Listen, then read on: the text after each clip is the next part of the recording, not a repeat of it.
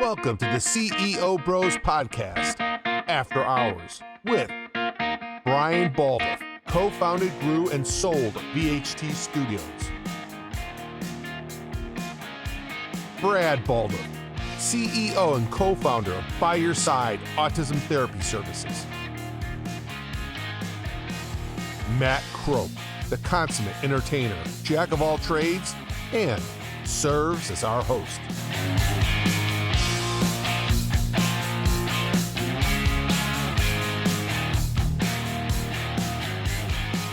So R.I.P. Cheers.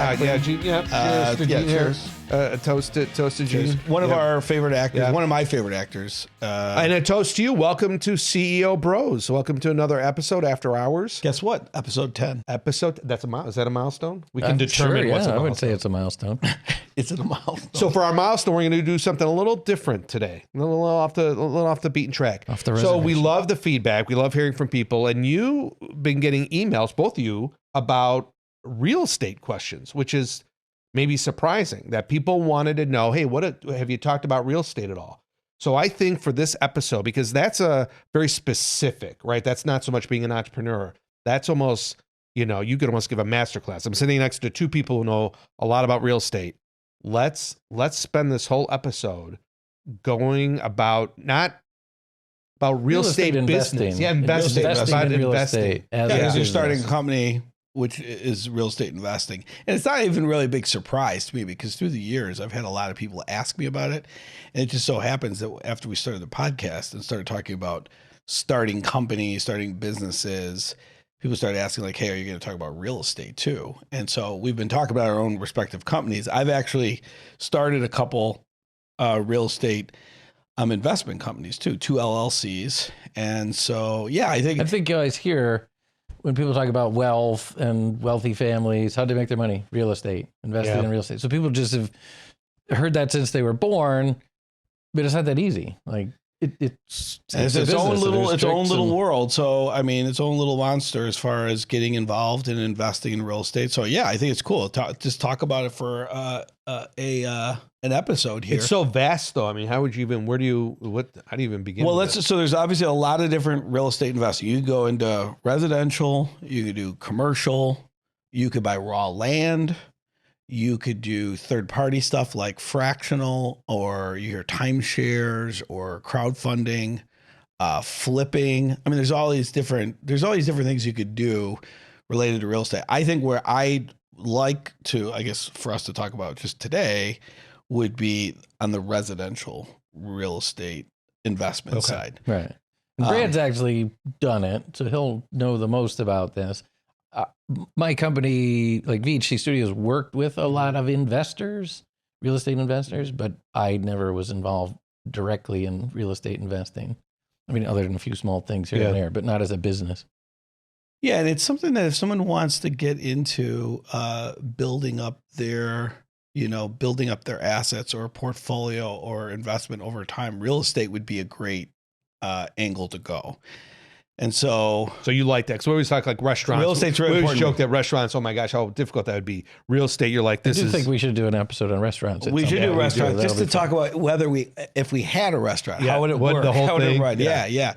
But on the real estate side, so let's just talk specifically about residential real estate investment. There's, as far as I see it, we'll put flipping aside for a second. So flipping is you buy any piece of property, let's say a house, a condo, an asset, you take it in its current state and then you renovate it, you put money into it, you fix it up. You hear about fixing it up and then flipping it. So you're buying an asset for X dollars, you're putting Y dollars into it as far as to fix it up, and then you're selling it at Z dollars for profit.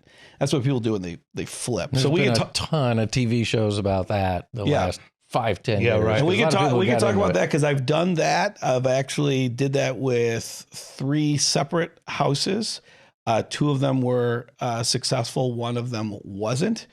And they were all done in Georgia, so I could talk to that at length, and we can go into that in a little bit. Let's put that kind of on the back burner. We'll talk about flipping though, but let's just talk about residential, like real estate investing.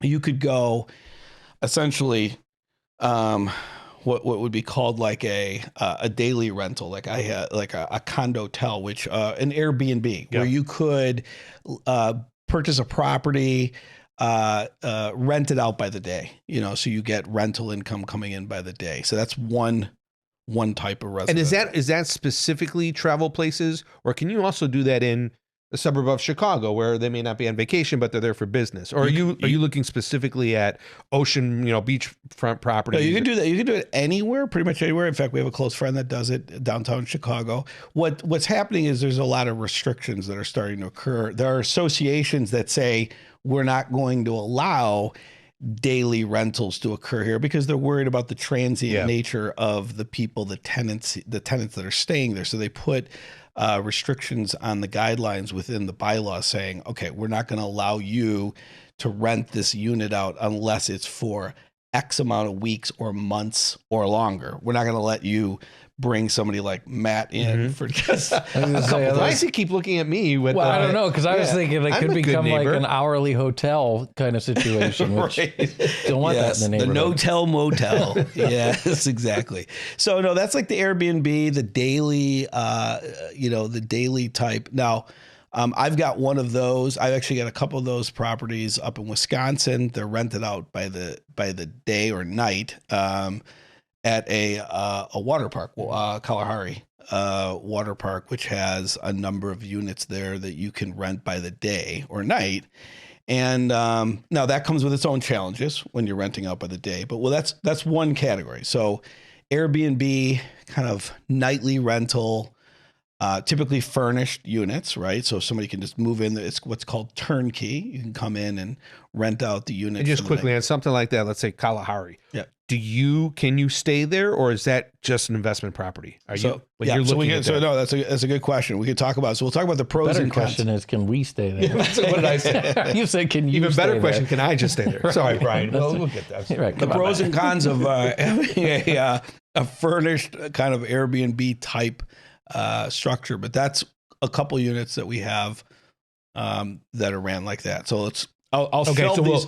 We'll shelve these and then we can talk about which one makes which one's most interesting to go into. Okay, then you have short-term, like seasonal rental, and that kind of goes where you were talking, where you say I live in Chicago, but I have a rental property in Arizona. I have a rental properties in Las Vegas. I have rental properties Wisconsin, Arizona. It's different locations where people go there at different seasons of the year, and they rent it out a month at a time or multiple weeks. Snowbirds or something. Snowbirds coming in from Canada go down. New Yorkers go out to Florida. People from Canada come down to Arizona.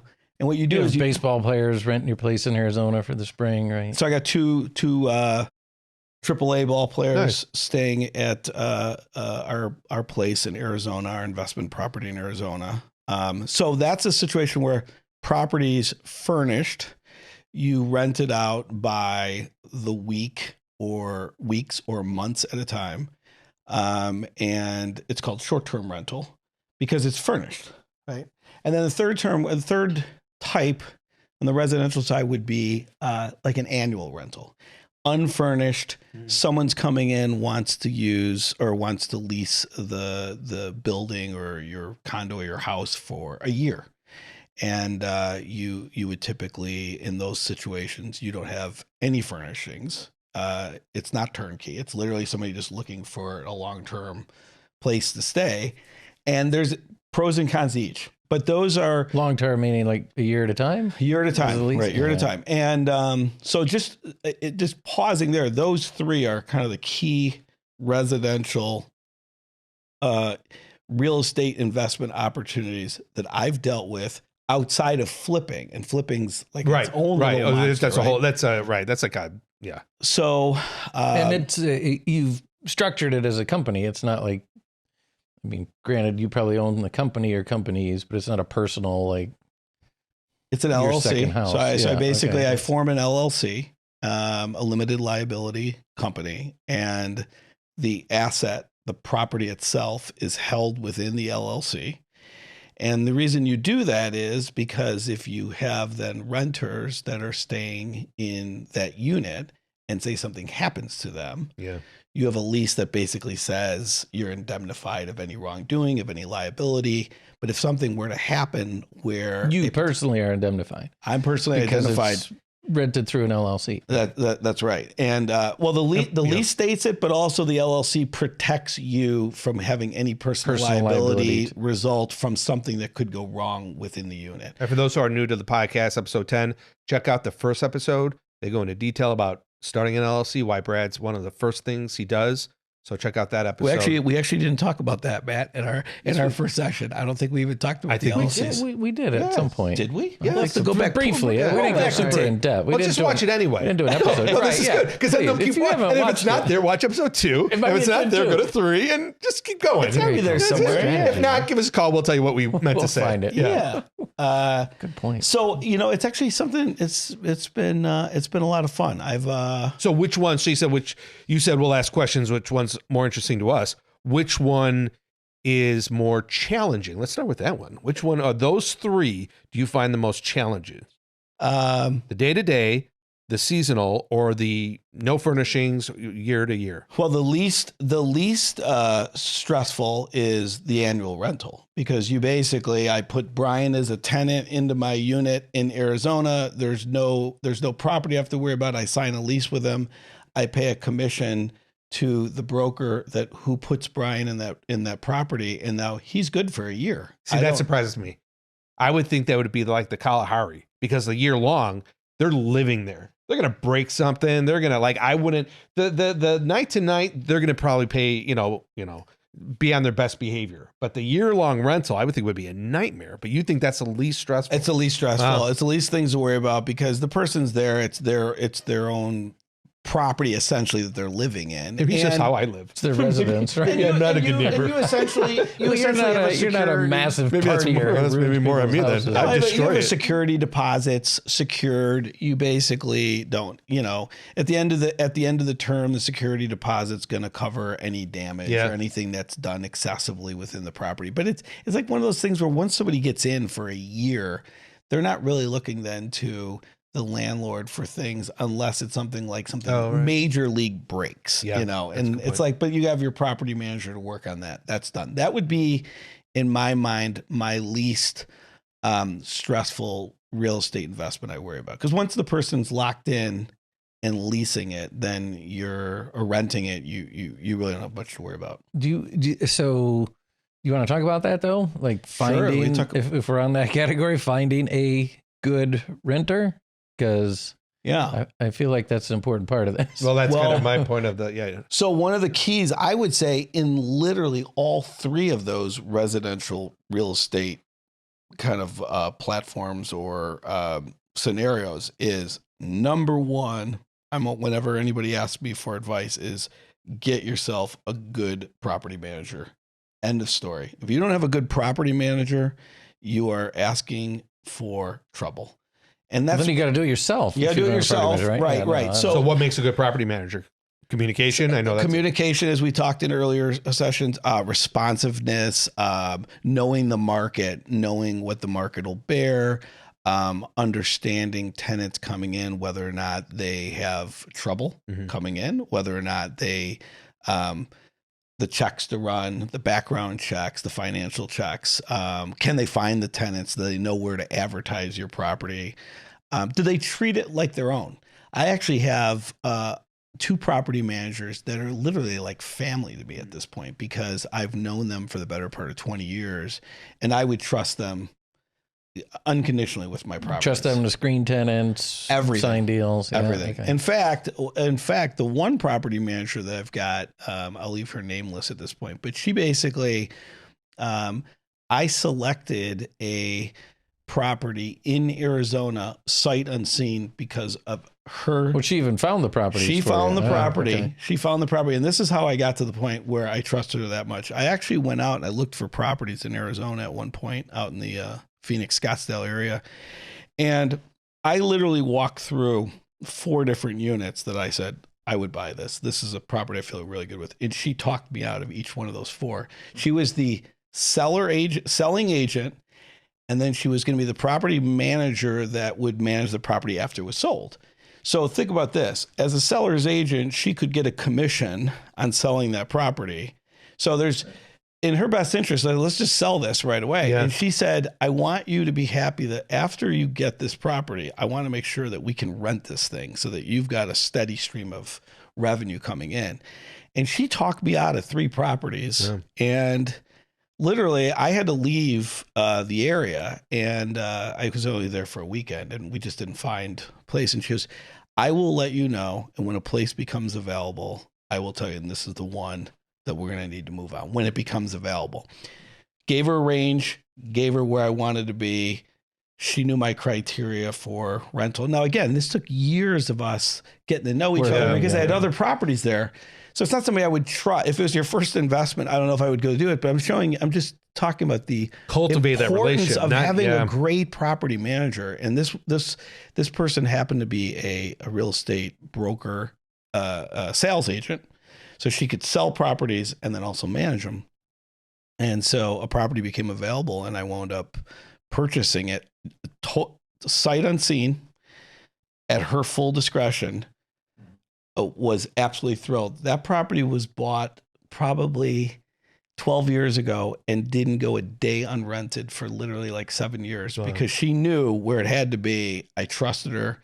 And so when you have a good property manager, they know what the issues are. They know what kind of renters you're going to get. Any decisions you don't want your property manager making? Like what, if someone's looking to do this, what do they entrust everything with the property manager, or when does it come to you of, hey, Brad, I need you to make a call on this? Well, it's actually about what kind of relationship do you have with your property manager? Like how much authority or empowerment are you going to give that person? Because the flip side of it is, if you don't have a good property manager, sometimes what they'll do is they will take their, they'll just make decisions on your behalf. Like, well, I just sent a repair guy out there and it cost $600 to do that. And it's like, well, hold on, we didn't discuss that. It's like, well, I thought you wanted me to manage your property for you. And it's like, yeah, but I also want to talk through some of these things. So there are some property managers that will take their, they'll take the management aspect to another level and say, well, I'm just going to get this done for you in a hurry, not check the cost, not check the scope. Were you okay with that? Could we have done it a different way? So it really does boil down to, if you have a great property manager, one that you trust, you obviously then can empower that property manager. You can make decisions up to this dollar amount for me. And that's what you want. Because if you're purchasing a property in another state, you're not there. You have no idea what's going on with that property unless you have your eyes and ears there and a good property manager. So where do you start? I mean, somebody who's thinking about this today wants to, invest in real estate. Like, we talked about doing a business case, understand, why are you doing it? How much money do you think you're going to make out of this? Do you have to time the market? There's timing an issue. Yeah. Is it the appreciation of the property, or is it the rental income, or is it both? Where do you start if you're going to? Well, you got to think through first off. And how much capital do you need? Yeah. Do you have money for a down payment? Okay. Because properties now, maybe you can find properties for as low as, 170, 180,000. Depends. You could go into low income housing. You can get involved in low income housing. But if you want to get like say a vacation, short-term rental, say $200,000, you've got to have at least 20% down. A lot of people say, well, put 10% down. Well, you put 10% down, you're going to be paying mortgage interest. I'm sorry, you're PMI. PMI. I'm sorry, you're going to be paying PMI.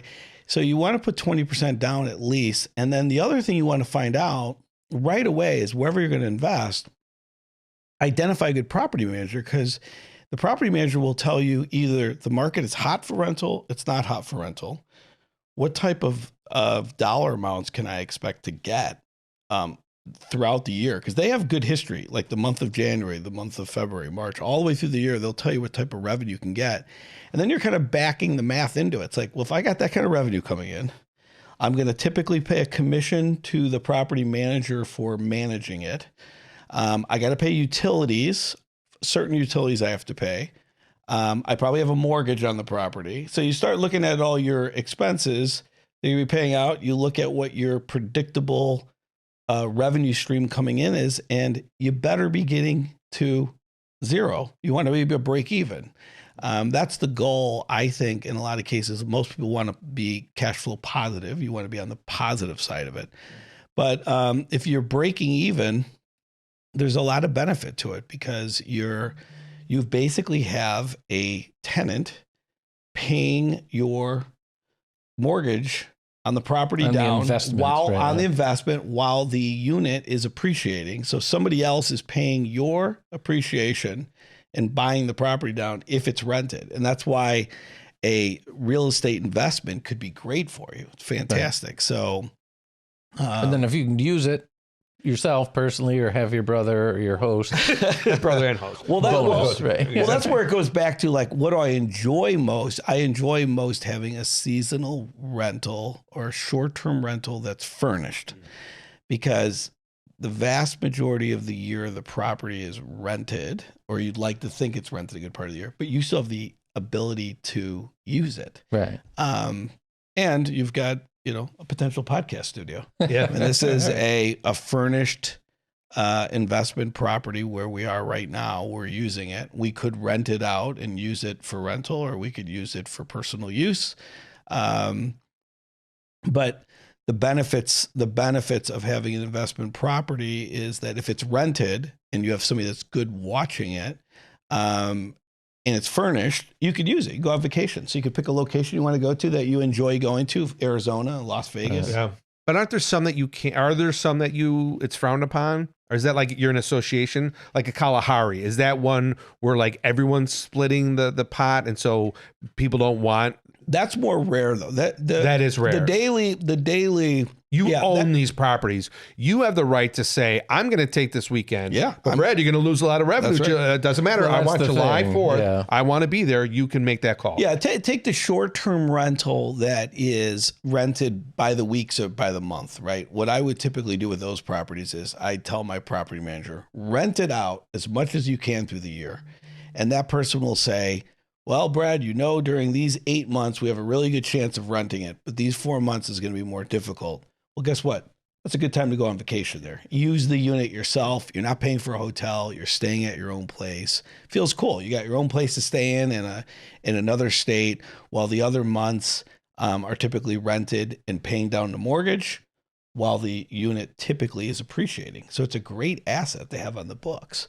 Kind of like season tickets for the Cubs. Yeah, you buy season tickets. I know Brad doesn't want us to talk about the Cubs. Before the cameras were running, he said, don't talk about the Cubs, because I brought up, and now you're talking about the Cubs. I did it on purpose. But when you buy the season tickets, like, okay, I'm going to make a lot of money selling the games when they play the Yankees. I'm going to get to see them play the Cincinnati Reds. Exactly. You're going to have tickets for the game. Yeah. But you can still make money on the tickets. Wait, by the way, thanks for wow, Cincinnati Reds. Bye advertiser for the Cincinnati Reds. Yeah, there you go. Yeah, Brian. thank you. There's our Yeah. Should we talk about that? I think for our viewers, we should talk about the advertiser pursuit scorecard. We've been finding a pattern with Brian, and that is he is torpedoing many potential advertisers just off the cuff. Detroit was recently just thrown under the bus. Jockeys. He talked. So here's the list we have. Do we have a scorecard? Wait a second. Didn't Brad shit on the Cubs? Oh, right. Thank you. You're right. Well, first of all, we would never pursue Chicago Cubs as an advertiser. Wow. And we love baseball. We've eliminated two major teams right now. Good point by A-Rex. I mean, I did bash the Cubs, but we would never pursue them as an advertiser anyways. Well, hey. Now we've really done that. Brian wants season tickets. But for those of you at home, we're going to put up is the advertiser pursuit scorecard. Yeah. Obviously, we'll get into advertising, I'm sure, but at some point we'll talk about advertising and marketing. This is a classic case of we are, as Matt put it, you are torpedoing many of companies. Wait, how did you even come up with the Reds? You're like, Yankees, I'll go to the Reds. Any lifelong Cubs fan know who's good, who's not. Okay. All right. But so Cincinnati Reds, that'll be a buzzer. So you guys let's put the scorecard up. It'll be up somewhere on. Can I kill another one while we're at it? Sure. Sure. I mean, who needs advertisers? Please. Please. Some other examples though, like I think in episode 2 or 3, you were talking about Kinko's. You were ripping on Kinko's, Brian. Dunkin' Donuts. Yeah, well, Dunkin' Donuts is the first one. Dunkin' Donuts. You said the donuts are horrible. We have no shot at them. Yeah. So today, this one's actually relevant. One of the reasons I don't like I would fear we okay with owning this? properties, renting properties, is that you have to take care of them. Yeah. I can't even take care of my own house. And so Whirlpool, I have a Whirlpool refrigerator, and the light went out. Where this is going. 58 years I've been here. When the light goes out in the fridge, you take the plastic off, you change the bulb, you put the plastic back on. Costs you $2, takes 2 minutes. This stupid Whirlpool fridge, you can't take the plastic off. So I call and they're like, oh, it's permanent. I'm like, what do you mean it's permanent? And they said, oh, it's LED lights. They never go out. And I'm like, they did. They're like, well, we'll send a service guy out.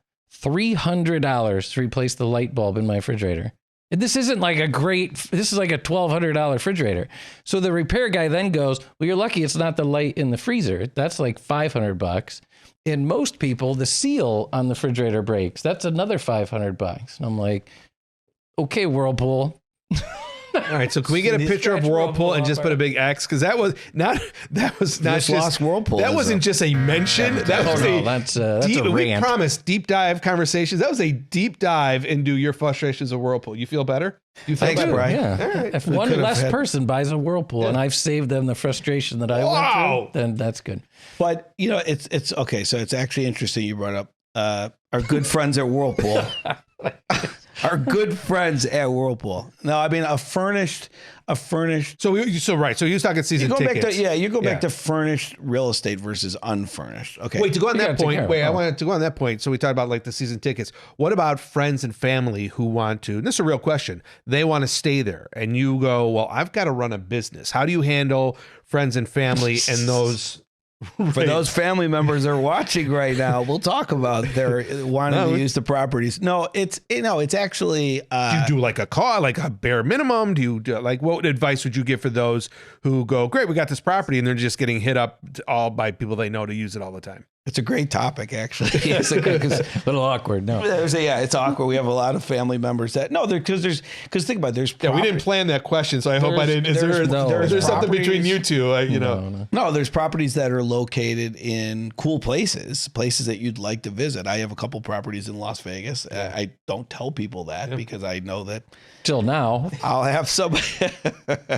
Yeah, I mean, so we got properties in places that people, I think if they knew they were there, I think that I'd be getting a lot of requests to stay there.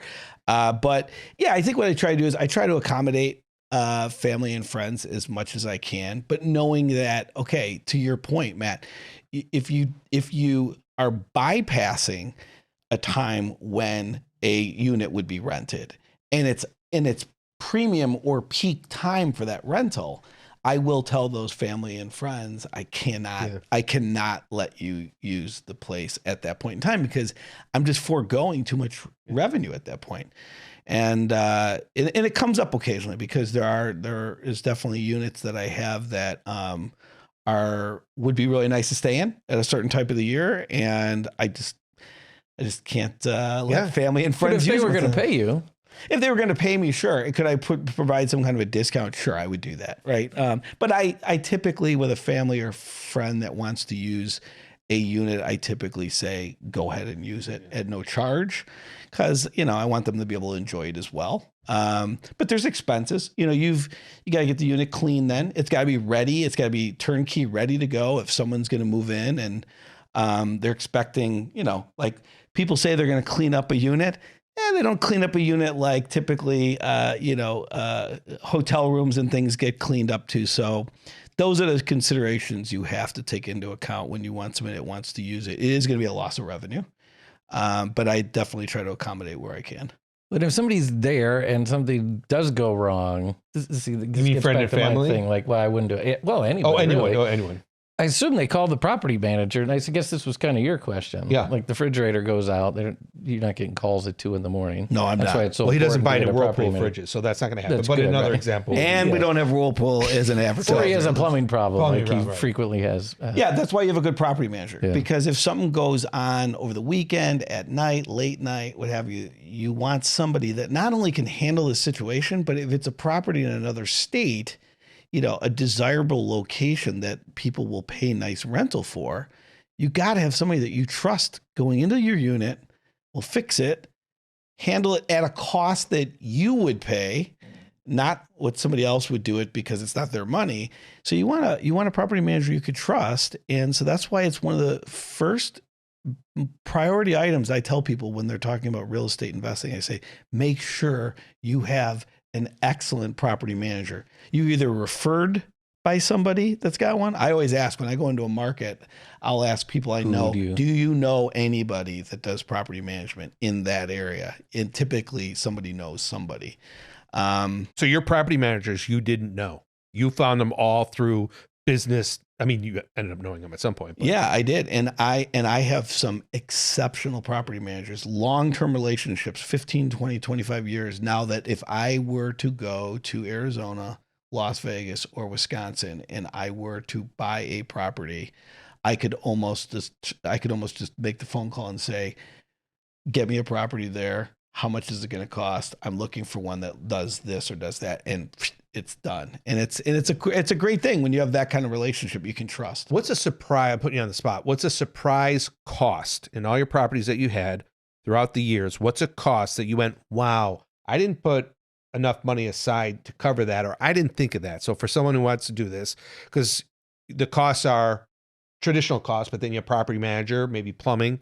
What are some other costs that you encountered that you went, I didn't even think of? Well, most of the stuff you get worked out in the lease agreements themselves. But I'll give you a great example. Like in Arizona, somebody stays out there when the weather gets hot. Air conditioning, people like to turn their air down to 65 degrees all day, all night. And even when they're out, they don't care. It's not their air. Windows open, air running, whatever. Fridge open. Right. And so enough with the fridge. Sorry, we got me going. So you get utility bills. You get you'll get either you get electric or gas bills that are literally Cable bills through the roof, or cable. Someone wants, hey, can I get this many extra channels? Can I get this here? I'm going to be here for the next 3 months. And you want to accommodate your guest, but to a certain point, and you say, hey, pay-per-view movies per night is excessive. Yeah. Right? Pay-per-view. But this is a business. So if someone's doing a business, how do you control heat and air conditioning? How do you? It's all in the lease. Oh, okay. So it would be. It's all hammered out. All those the. Sorry, I have a couple. No, it's okay. Have you seen that commercial that's running with Nick Saban where he's got the Airbnb and the family comes and he's like, actually, it's okay, let's go through the rules. No showers more than 5 minutes long. That's right. This isn't. Have a seat.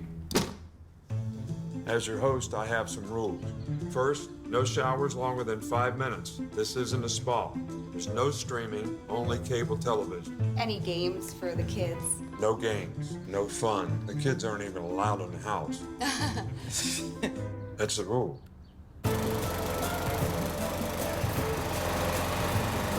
Yeah, So YouTube that. Nick Saban running an Airbnb. That's a great example. That's very relevant. Matt, actually, it's pretty easy though. You just put a cap on certain expenses. So you just say at X $100 a month, anything over that you're responsible for. When I get the bill, I'm sending you the bill, and you're cutting me a check for the yearly one I get, but even seasonal, you can do that. Yeah, even a couple weeks, you can say. Yep. Okay. Typically in the daily or the Airbnbs, it's not in there. It's just because you're there for a week or something, so it doesn't make sense. But so yeah, I would say the ones that I enjoy the most are the properties that are seasonal, short-term rentals that are furnished, where you can rent a good portion of the year, which would pay your mortgage and all the expenses off and put you into a cash flow positive position. So you're making money, while at the same time, on months that it's not rented, you can go on vacation there and you have a property to use. That's my favorite properties, the ones that I actually steer towards. So I got a question for you. It seems like there's a pretty sizable difference between single family residence, single family rentals, and multi-unit, where you've got a condo in a 100-unit building. Because don't some of those multi-unit buildings have their own property management? And they say, if you buy in this building, our property manager is going to take care of your unit for you. And then you got HOAs and you've got assessments and stuff like that. Well, it's typically the association and the bigger ticket items they'll fix, like HVACs on the roof, heating unit goes out. But if there's something related within the unit itself, no, typically it's your own property manager that has to coordinate a contractor a subcontractor or a contractor going out to your property and getting it fixed at your expense, Right, at the right. expense of the landlord, not of the tenant. Right. Yeah. So sink breaks, faucets running, something's wrong with the heating of the thing. My property manager will call, get the subcontractor in there to do the work, and then will bill me for that expense. To your earlier point, there's nothing that's really been out of bounds. Your biggest expenses are your mortgage, your association dues on properties. I've had some association dues that are absolutely crazy expensive. And like an assessment, hey, we got to redo the swimming pool or the roof, or A major assessment, dredge the lake front, or because if it's considered Fix the light bulb in a $300 light bulb. Refrigerator. So you have your mortgage, you have your association dues. If you have any special assessments, you're usually paying utilities up to a certain amount. Then the tenant's responsible for over that. And then commission to the property manager or the leasing agent for putting the tenant into the property. So we'll talk about that in a second. And then you're paying your property manager a monthly, just a reoccurring fee to manage the property. So that could be $100 a month, where I'm just paying you to be, even if nothing happens in that month, you get $100 just for being available and accessible to handle any issues with the property. And you build that into your financial model as far as how the property. And is that? Oh, go ahead, Brian. You had something. Well, I was going to say, I mean, it sounds to me like record keeping is very important, especially when you own multiple properties. I mean, it gets the cash flow and, keeping an eye on the expenses. And the percentage that it has to be rented yearly before you put down any money. Like you'll figure that out in the. Yeah. I mean, a lot of people think about that. Like, I'm going to go buy a rental property. It's like, okay, so you find a rental property and let's say it's $350,000. Well, how much are you putting down? Well, I can't put that much down. I'm going to put 10% down. $35,000 is a lot of money. So you put $35,000 down. You're now mortgaging. You got a mortgage on $315,000. That's a healthy monthly nut. Every association month. Every month. Tenants or Utilities not, every month. Okay, so that's out there. The biggest thing I would tell people is that if you're not prepared to pay those bills, assume that you don't have a renter.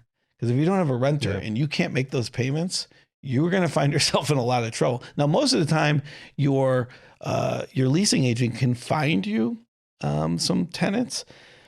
Could they find you the 8 months guaranteed every year? Sometimes not. And so does a leasing agent do the advertising? I mean, how do you find tenants? That's part of their commission. They put you on the fee. MLS listing. They put you on Airbnbs. They put you in locations that will get the tenants because they get a commission. Right. So they're listing 10, 12, 15 properties. Any of them hit, they're getting a commission on that rental that comes in.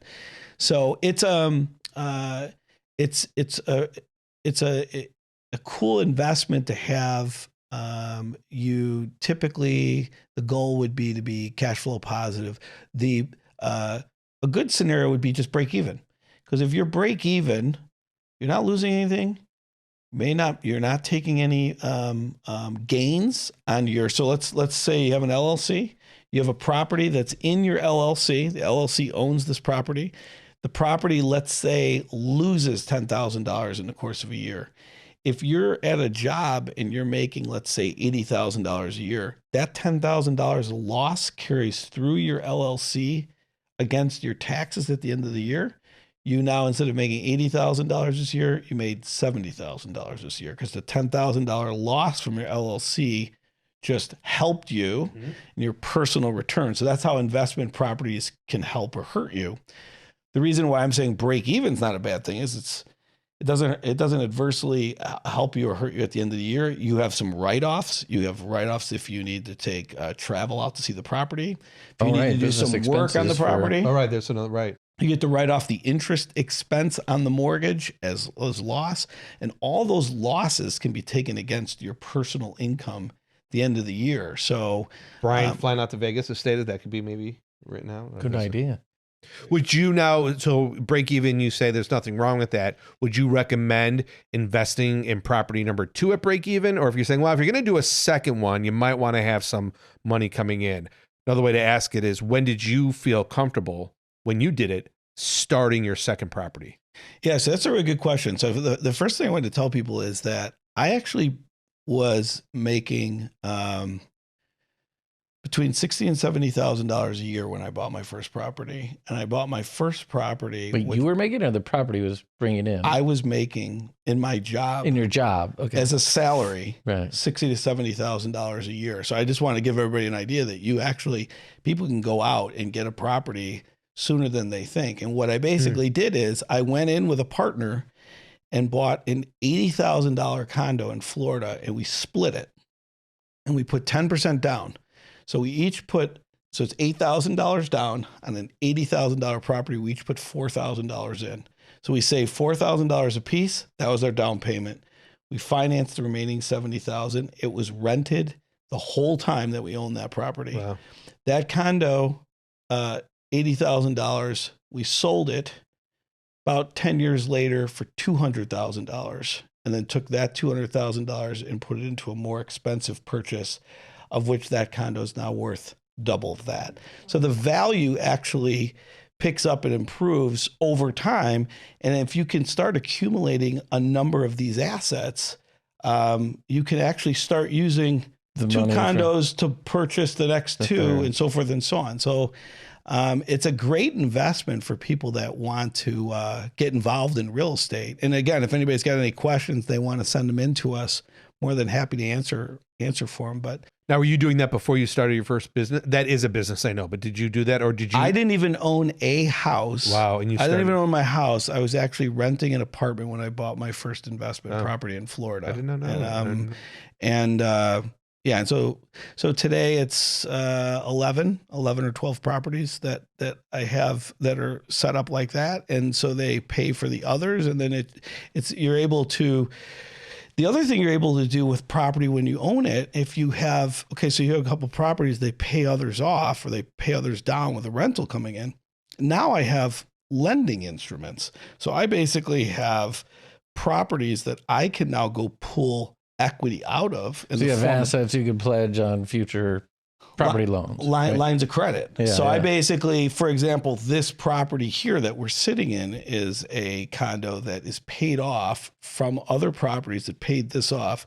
This property can now be used if I need to get a line of credit for a business. And we talked earlier about needing to get funding for a potential business. If I really needed to pull money, you could go to your real estate asset, pledge it as a security, get a line of credit, and draw up to hundreds of thousands of dollars against it to start a business. So this is new. I didn't know any of this. So we in the previous episodes, we talked about working with the bank and you had to pledge assets. Now that we're having this conversation, did you pledge some of your rental? I pledged most of my real estate assets as security because we needed a pretty big line of credit for the business. And that was unsettling because all of this accumulated, asset, the wealth of the asset or the asset value that you've accumulated over time is now being used as a risk against whether this business is going to succeed or not. It's very unsettling. It's a massive gamble that I was willing to do. And but I think for people, they should know is that you could start early on with real estate investing. With one. Yeah, I think you can go out and get. We got to find that Saturday Night Live sketch. Here's how you make $1 million. Buy a house. Yeah. With that house, you take the equity. Yeah, and then we've joked about this one for 30 years. It's probably not even available. I'll have to do that skit. Yeah, it's a funny one. But yeah, I mean, so the reality is, you could do short-term real estate investing, furnished, long-term real estate investing, unfurnished, or you could do short-term daily rental, furnished. And all three of them are different. I will give everybody an idea. A short-term daily rental will run you about a 50% commission on the rental you put in there. So if I rent you 50% of the annual lease, no, 50% of the daily rent. So if the rent is $500, the person gets $250. The property manager or the company is taking $250 for that. All right. Wait, wow good or wow bad?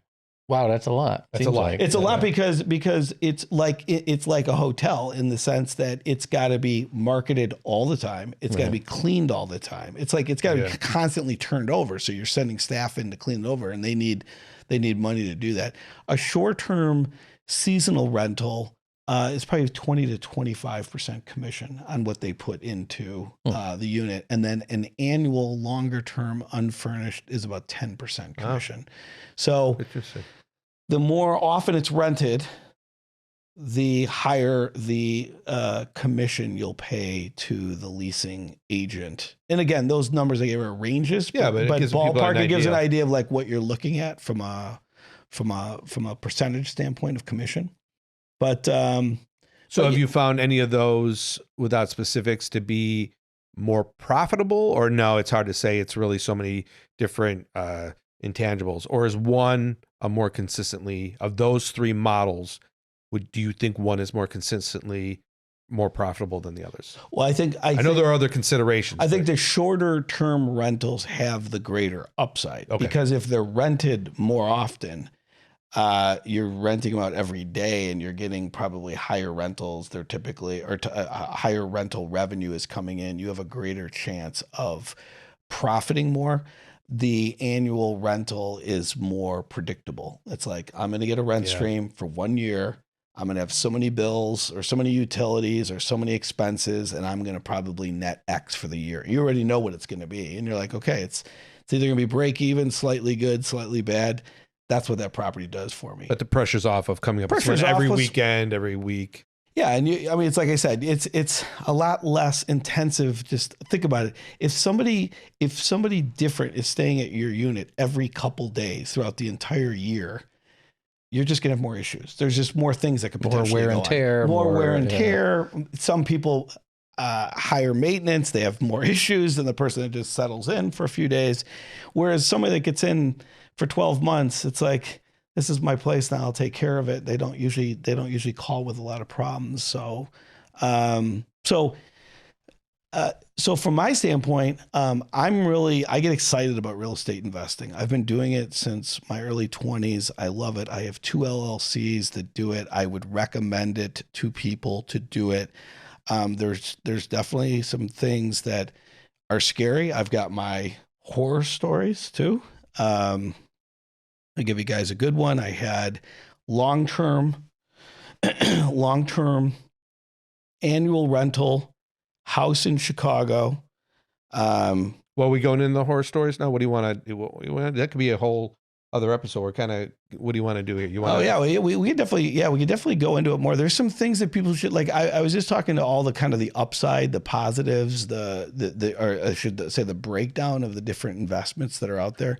But we could definitely in another session probably could go into the pros and cons of them and what some things that maybe people getting into real estate investment don't know until it actually happens, and can bring those things up. So I don't want to break your groove. You want to save that for another episode? Get people a little teaser? Or you want to keep? We want to refresh our drinks? Yeah. I think we're going to need to refresh. I think we should probably go to another session. That's a teaser. At some point, we're going to do the second part of this. We're going to talk about the challenges. We can do it in a few years from now. That's right. We're going to continue this conversation.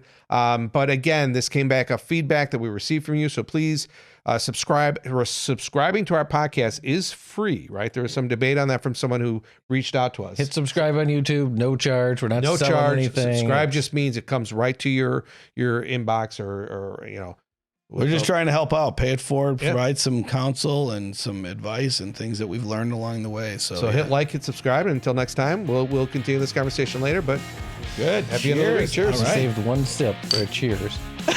It's all good.